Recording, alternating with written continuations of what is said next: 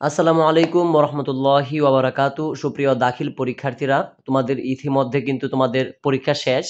শুধু প্র্যাকটিক্যাল অর্থাৎ ব্যবহারিক যে পরীক্ষাটা রয়েছে কৃষি, সেটাই কিন্তু তোমাদের বাকি। তো তোমরা অনেকে আমাকে বলেছো কমেন্টে যে ভাইয়া একটা নতুন ভিডিও দেন কৃষি নিয়ে। তো তোমাদের সাথে আমি একটা কৃষি সাজেশন আজকে দিব। আশা করি এই সাজেশনটা যদি তুমি ভালো করে পড়ে যাও, তাহলে তোমাকে পরীক্ষায় কৃষি প্র্যাকটিক্যাল পরীক্ষায় 25-এ স্যাররা কিন্তু দিতে বাধ্য হবে। তোমাকে 20 দিবে না, 21 দিবে না, 25-এ দিতে হবে। তো তার জন্য আমি তোমাদেরকে কিছু মৌখিকভাবে যে প্রশ্নগুলা করবে তোমাদের স্যাররা, তো তার জন্য আমি 50টা কিছু সংক্ষিপ্ত প্রশ্ন এখানে রেখেছি। এই 50টা সংক্ষিপ্ত প্রশ্ন তোমাদের সাথে আলোচনা করব। 50টা সংক্ষিপ্ত প্রশ্ন, আশা করি এই 50টা সংক্ষিপ্ত প্রশ্ন যদি তুমি ভালো করে পড়ো, তোমার কিন্তু যে স্যারে মৌখিকভাবে যে প্রশ্নগুলো ধরবে সেগুলো কিন্তু পারবে। এবং ভিডিও শেষে দিয়ে আমি তোমাদের এই প্র্যাকটিক্যাল খাতার মধ্যে কয়টা কি করতে হবে এটাও দেখাবো।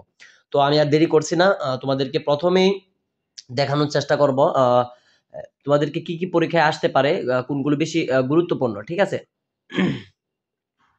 তো দেখো এখানে আমি 1 নম্বরে লিখেছি যে মাটি কি, অর্থাৎ তোমাকে পরীক্ষায় স্যাররা মৌখিকভাবে ধরতে পারে মাটি কি।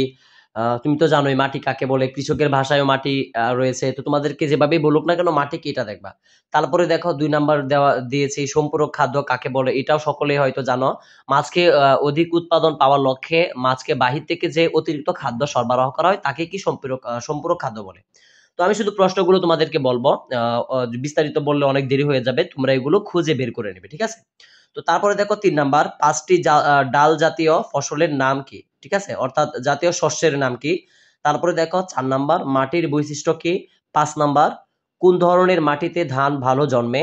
6, বাংলাদেশের শ্বেতীয় গম চাষ ভালো হয় না, দুঃখিত, বাংলাদেশের কোথায় গম চাষ ভালো হয়।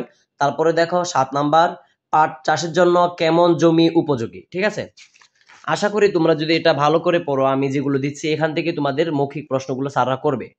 খুবই সহজগুলোই স্যার কিন্তু স্যাররা করে। তো তারপরে দেখো 8 নাম্বার, বাংলাদেশের অর্থনীতির মেরুদণ্ড কি। 9 নাম্বার, কাদামাটি অঞ্চলের প্রধান ফসল কি। 10 নাম্বার, কর্দম বীজতলা কি। 11 নাম্বার, আলুর জমিতে কয়বার চাষ ও মই দিতে হয়।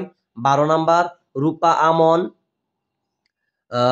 কোন মৌসুমে। ঠিক আছে, রূপা আমন কোন মৌসুমে চাষ করা হয়। তারপরে 13 নাম্বার, ভূমি কর্ষণ কি। তারপরে 14 নাম্বার দেখো, শুকনা মাটিতে চাষ দেওয়ার জন্য সেচের প্রয়োজন হয় কেন। ঠিক আছে, তারপরে দেখো আমি 15 নাম্বার এসে পড়েছি। তো 15 নাম্বারটা দেখো, ভূমিক্ষয় কি। 16 নাম্বার, নদী ভাঙন কি। 17 নাম্বার, বাংলাদেশের কোন কোন এলাকায় পাহাড় ধস দেখা যায়। 18 নাম্বার, ভূমিক্ষয় কয় ধরনের হয়ে থাকে। 19 নাম্বার, বাংলাদেশের কোন এলাকায় নদী ভাঙন বেশি হয়। তো দেখো আমি এখানে তোমাদেরকে যেগুলো বলছি সবগুলো কিন্তু খুবই খুবই ইম্পর্টেন্ট। আমি তোমাদেরকে এগুলো যাচাই করে কিন্তু এখানে দিয়েছি। আমার কাছে যে গাইড ছিল, তোমাদের কৃষি একটা গাইডও আমার কাছে ছিল, আলফাতা গাইড, তো আমার কাছে লেকচার গাইডও রয়েছে। তো এখান থেকে আমি যেগুলো ইম্পর্টেন্ট মনে হয়েছে খুঁজে খুঁজে বের করে তোমাদের জন্য আলাদাভাবে সাজেশন তৈরি করেছি। তারপরে দেখো বীজ কি। 21 নাম্বার, নমুনা বীজ কি। 22 নাম্বার, খাদ্য সংরক্ষণ কি। 23 নাম্বার, একটি শুকনো সম্পূরক খাদ্যের নাম বলো। অর্থাৎ তোমাকে একটি সম্পূরক খাদ্য বলতে পারে, যে শুকনো সম্পূরক খাদ্য যে থাকে এগুলো বলতে পারে। তো 23 নাম্বার এটা। তারপরে দেখো 24 নাম্বারে চলে যায়। 24 নাম্বার দেখো এখানে এফসিআর কি।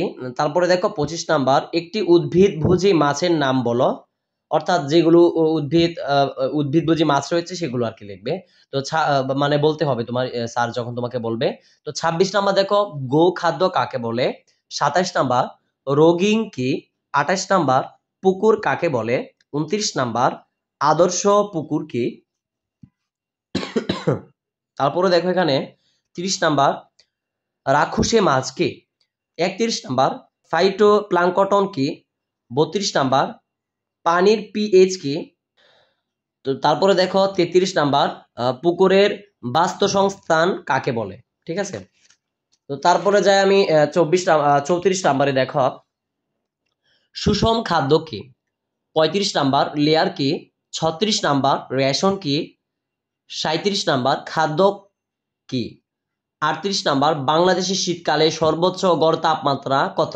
এটা তোমাদের পরীক্ষায় কিন্তু 38 নাম্বারটা ধরতে পারে, খুবই একটা কমন প্রশ্ন। তারপরে 39 নাম্বার, আবহাওয়া কাকে বলে? এবার তোমাদের যে পরীক্ষা হয়েছে কৃষি, এখানে কিন্তু ক নাম্বারে এই প্রশ্নটা এসেছিল যে আবহাওয়া কাকে বলে। তো খরা কাকে বলে? 40 নাম্বার, খরা কাকে বলে। 41 নাম্বার, জলবায়ু কি? জলবায়ু, এটাও খুবই খুবই ইম্পর্টেন্ট, ঠিক আছে। তো 42 নাম্বার, ধানের একটি স্থানীয় জাতের নাম বলো, ঠিক আছে। আশা করি তোমরা এগুলো সবগুলো প্রশ্ন বের করবে, কারণ আমি যদি প্রত্যেকগুলার উত্তর তোমাদেরকে বলে বলে শেষ করতে চাই তাহলে প্রায় অনেক সময় নষ্ট হবে। তো তারপরে দেখো এখানে 43 নাম্বার, শূন্য স্থান পূরণ কি? 44 নাম্বার, প্রুনিং কি? 45 নাম্বার, জলবায়ু পরিবর্তনের কারণ কি? 46 নাম্বার, উফশি ধান বলতে কি বোঝায়? 37 নাম্বার, ডাব কি? এই যে তোমাদের 37 নাম্বার প্রশ্নটা রয়েছে ডাব কি, এটা কিন্তু এবার তোমাদের পরীক্ষায় এসেছে ক নাম্বার প্রশ্নে, তোমরা জানো সকলে। তারপরে দেখো 38 নাম্বার, তেওর কি? 49 নাম্বার, সাকার কি? 50 নাম্বার, বনায়ন কি? 51 নাম্বার, ঘোষালা কি? 52 নাম্বার, নার্সারি কাকে বলে? ঠিক আছে। তারপরে দেখো আমি কিন্তু খুবই সংক্ষিপ্ত আকারে তোমাদেরকে আজকে এই মৌখিক সাজেশন গুলো দিচ্ছি, যাতে করে তোমরা পরীক্ষায় আসলে তোমরা বলতে পারো স্যারদেরকে। তো দেখো এখানে 53 নাম্বার, 53 বন কি? 54 কাট সিজনিং কি? এই যে কাট সিজনিং যে কি, এটা কিন্তু এবার তোমাদের পরীক্ষায় এসেছে, তোমরা জানো 2025 সালে কিন্তু এটা তোমাদের পরীক্ষায় এসে পড়েছে। তারপর দেখো 55 নাম্বার, পোল্ট্রি কি? তো দেখো আমি তোমাদেরকে এতক্ষণ পর্যন্ত আমি 55টা তোমাদেরকে দিয়েছি, যেগুলো আসার সম্ভাবনা সব থেকে বেশি মৌখিক পরীক্ষার প্রশ্ন। অনেকেই বলো যে মৌখিক পরীক্ষায় তোমাদেরকে কয়টা প্রশ্ন ধরতে পারে? একজনকে কমপক্ষে 3টা প্রশ্ন ধরবে, মানে বেশি হলে 3টা ধরবে। এমনও হতে পারে কারো ক্ষেত্রে প্রশ্ন ধরেই না, কারো ক্ষেত্রে একটা ধরে, কারো ক্ষেত্রে 2টা, সর্বোচ্চ 3টা ধরতে পারে, তার থেকে বেশি ধরবে না। তো তোমরা যদি আমি যেগুলো এখানে দিয়েছি তোমরা অবশ্যই স্ক্রিনশট মেরে রাখবে, তা না হলে এগুলো খাতায় লিখবে আজকে, ঠিক আছে। লেখার পরে তোমরা এগুলো শিখে নেবে।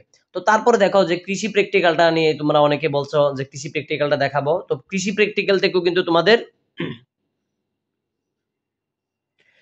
কৃষি প্র্যাকটিক্যাল থেকেও কিন্তু তোমাদের পরীক্ষায় ধরতে পারে, ঠিক আছে। তো এটার সময় যেহেতু আমাকে অনেকজন বলেছ, তো কৃষি প্র্যাকটিক্যালটা একবার দেখায় তোমাদেরকে। কৃষি প্র্যাকটিক্যালটা সম্পর্কে কিভাবে ধরতে পারে, তোমরা যেদিন প্র্যাকটিক্যাল পরীক্ষাতে যাবে অবশ্যই অবশ্যই এই খাতাটা কিন্তু সাথে নিয়ে যাবে, এবং সাথে করে যে একটা নোট দেয় তোমাদেরকে এই ব্যবহারিক নির্দেশিকাটা, যে এই যে এটা দেয় যে এটা কিন্তু সাথে নিবে, কারণ এটার মাধ্যমে তুমি পরীক্ষায় অনেক কিছু আনসার করতে পারবা, এটা নিয়ে যাবে অবশ্যই।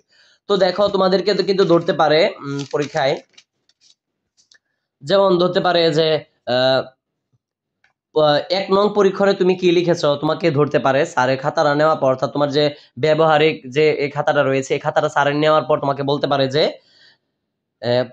1 নং পরীক্ষণে তুমি কি লিখেছো, তুমি বলবা যে মাটির পাত্রে ধান বীজ সংরক্ষণ, এটা আমি 1 নাম্বার যে 1 নাম্বার পরীক্ষণ, এখানে আমি এটা লিখেছি। তো এভাবে দেখো সবগুলো কিন্তু লিখতে পারে। আর আমি এখানে একজনের খাতাটা নিয়েছি, দেখো। তো 2 নাম্বারে তোমাকে ধরতে পারে যে 2 নং পরীক্ষণে তুমি কি লিখেছো, তো 2 নং পরীক্ষণে তুমি যা লিখেছো বলবা যে পুকুরের পর্যাপ্ত প্রাকৃতিক খাদ্যের উপস্থিতি নির্ণয়, এটা সম্পর্কে তুমি 2 নং পরীক্ষণে লিখেছো। তো সম্পূর্ণ কিন্তু এভাবে লিখতে হবে, ঠিক আছে।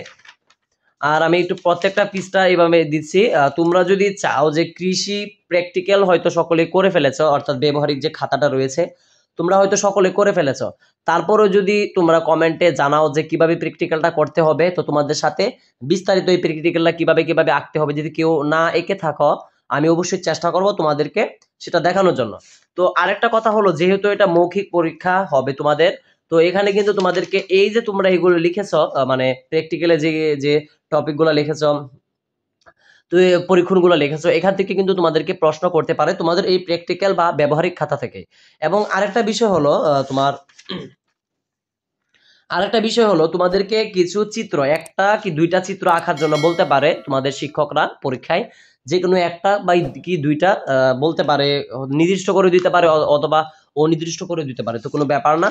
তোমাদেরকে যে এই যে তোমাদের সাথে কৃষি যে ব্যবহারিক খাতাটা রয়েছে, সাথে যে তোমাদের এই খাতাটা দেয়, একটা নোট দেয়, তো অবশ্যই অবশ্যই এটা সাথে নিয়ে যাবা। আর এখান থেকে আশা করি তোমাদের এইগুলো থেকে পরীক্ষায় বলবে যে আঁকার জন্য, তো তোমরা কিন্তু তারপর এখান থেকে দেখে দেখে আঁকতে পারছো, ঠিক আছে।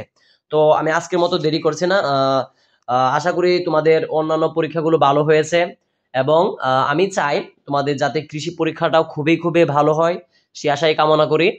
এবং আমি আগেও বলেছিলাম তোমাদের এই কৃষি প্র্যাকটিক্যাল বা ব্যবহারিক পরীক্ষাটার পরেই আমি তোমাদের জন্য বাংলা ব্যাকরণ এবং ইংরেজি গ্রামার নিয়ে প্রতিদিন ক্লাস দেওয়ার চেষ্টাও করব এবং তোমাদের সাথে লাইভ ক্লাস করব রাত 7টা থেকে, আমি আগেই বলেছি। তো সকলের সুস্বাস্থ্য কামনা করে প্রথম থেকে দশম শ্রেণী সকল পড়ালেখা এখানে ইউটিউব চ্যানেলের পাশে থাকো। আসসালামু আলাইকুম ওয়া রাহমাতুল্লাহি ওয়া বারাকাতুহু।